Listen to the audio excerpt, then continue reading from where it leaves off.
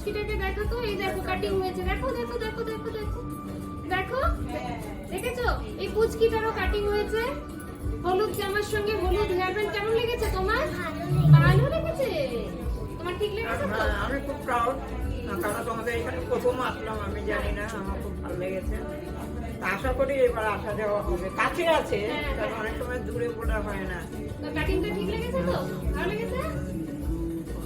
ওই জন্য তো বললাম, যা দেখো তোমরাই